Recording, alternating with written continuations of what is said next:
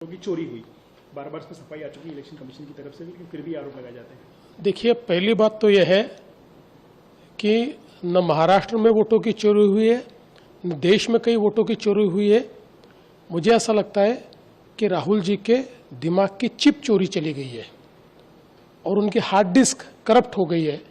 इसलिए लगातार वो झूठ बोल रहे, गलत बयानबाजी कर रहे और जनता का मैंडेट चोरी कर रहे हैं, लोकतंत्र को चोरी कर रहे हैं, लोकतंत्र ने दिया हुआ फैसला चोरी कर रहे हैं।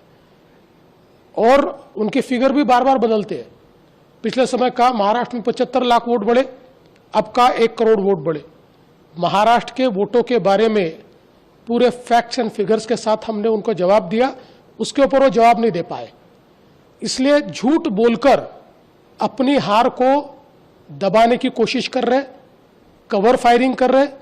उनको पता है आगे भी हारने वाले हैं, तब वो बोलेंगे मैं तो पहले कहता था। इस प्रकार की कवर फायरिंग उनकी चल रही है।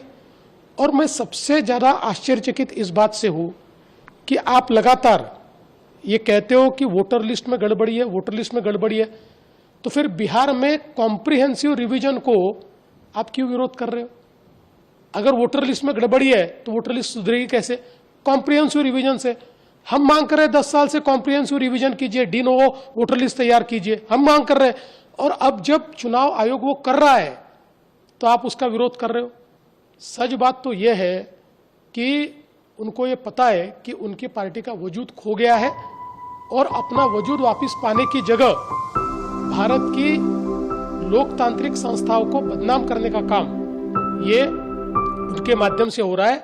मैं इसका धिक्कार करता हूं और जनता उनको वापस अगले चुनाव में इसका सबक सिखाए।